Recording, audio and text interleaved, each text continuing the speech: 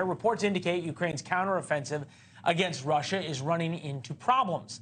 But the Biden administration is moving ahead. They want to ask for an additional $40 billion in aid. Several Republican senators and House members are calling for an end to unrestrained U.S. aid for the war. They oppose future aid unless it is linked to a diplomatic strategy to end the war with what they call a rapid conclusion. One of those members, freshman Arizona Congressman Eli Crane, joining us now. Good to see you, Congressman. Appreciate it. All right, rapid conclusion seems to mean that there is going to be at least some fairly major concessions to Vladimir Putin. Is there a way to do it without concessions? I honestly, I don't know, but I hope that's the direction we go in, Leland, because I've been saying from the beginning what we need to be pushing for is peace talks and not escalation. That's exactly what we've done this entire time. I mean, what are we going to send over there next? Predator drones, an aircraft carrier? Let's not forget how many nuclear weapons the Russians have. If we continue to poke this bear, I mean, play this thing out as far as you possibly can, contingency plan this thing as far as you possibly can. Are the American people going to think it's worth it if we get into a nuclear war with Russia over, a place on the map that most people can't even point to, happens to be one of the most corrupt countries in the world?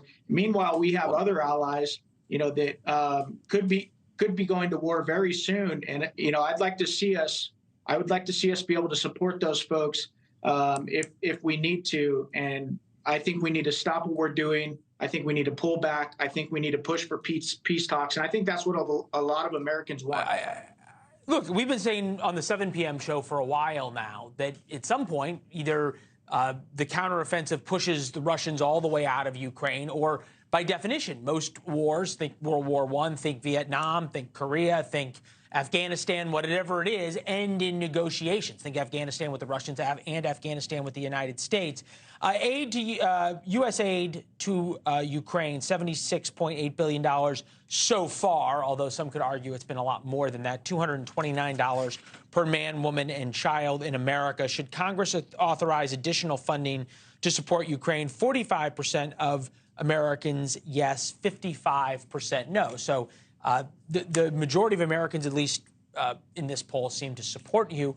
Why don't you think the president and others, especially Democrats, and look, fair to say a large part of the Republican Party, thinking former Vice President Pence and others, seem to say any negotiations, any kind of compromise, any kind of peace talks with Vladimir Putin is just akin to being a Russian puppet? Leland, that's a good question. I don't know why this administration does a lot of the things that they do, so I'm not going to try and even answer for why they're doing it. But when I look at my own party, there are a lot of war hawks in my own party that have never seen a war that they didn't like. And as somebody who served my country, multiple deployments, in combat zones, I can tell you that it's not something that should ever be taken lightly.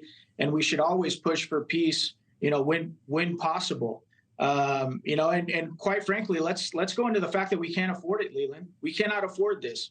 We're 32 trillion, 33 trillion in debt right now.